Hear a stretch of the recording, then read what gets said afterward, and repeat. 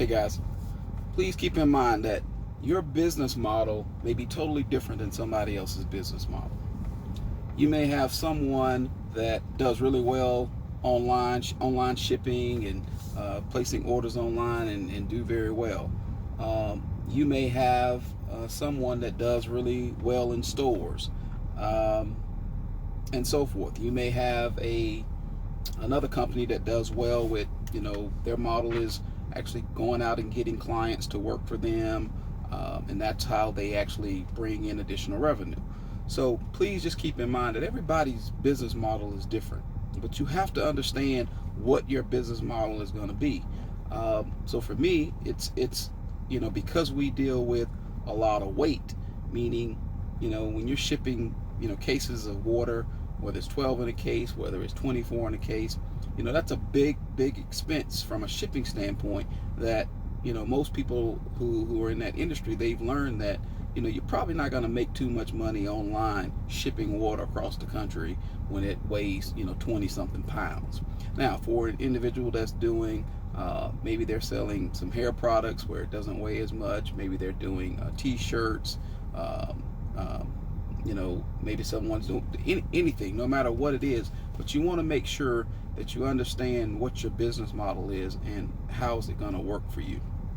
But I will say that with almost every business model, getting retail stores can help you in a lot of ways because it puts your product in front of people on a daily basis. So when people shop online, of course, they're able to see the product there and definitely go in and purchase, see what they want to order, put in a shopping cart, and they really don't actually get to see the product until it actually arrives. So with any business, I would say that anytime a customer can walk by, touch, feel, take a look at the product, look on the back of it, just kind of see it up and down before they actually purchase it, is always a good thing.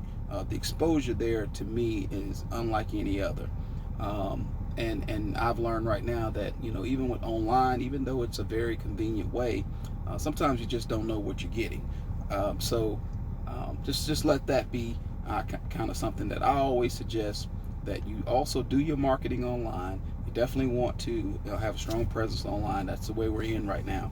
But the retail side of things really helps businesses really, let's say, capitalize on volume orders, and that's the key to me. When you're dealing with business, you always want to try to get to that stage where you're doing massive volume. So if you do have t-shirts, if you do have hair products, if you do have any type of products, imagine selling, you sell a couple online, you may have a month where you sell, you push out 1,000 orders. That's great.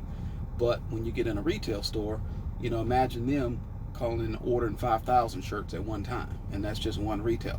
So to me, I'm kind of more into the bulk play, and any business really should be. As you build your customers one at a time, that's always a good thing. But I think everybody's ultimately trying to get to that huge bulk order, so that you can kind of decrease your expenses, because now you're producing a whole lot more, so you're going to typically get it at a cheaper cost. So that in ultimately is going to increase your revenue, because now if you're paying for it cheaper by getting it at a bulk, the ones that you are shipping online or to the individual customer, that you're going through, one at a time, now you're able to increase that margin because now you paid so much less for all of this product that you have now, because you have all these major retailers who are buying it at bulk, or something you were paying $2 an item, and charging the customer $4, you're making $2.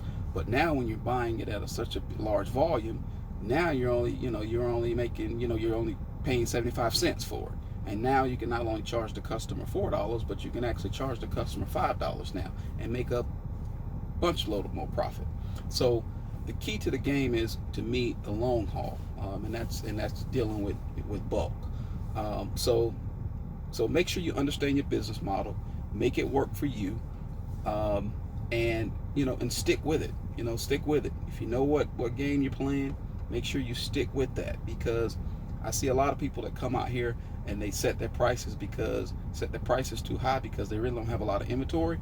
So no matter what it is, or what the service, or whatever the service, it could be in the service industry. Say, you're charging somebody to do, I don't know, a website or whatever.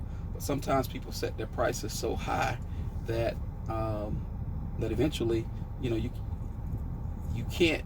It's one of those things where once you set your price so high, nobody really wants to do business with you, especially if it's a lot of competition out here. And trust me, people are gonna shop you. Somebody's gonna always be able to undercut you. So I always say, just plan for the long haul. Get a set price, stick with that price, regardless if you think you probably should be charging a little bit more or less. You want to be competitive in the market, and then pick a price, set that price, and know that in the long run, you're going to decrease your costs on a lot of things that ultimately is going to cost you to make up for maybe the dollars that you didn't lose. But you got to stick with it. That's the key. Never give up and stick with it. All right.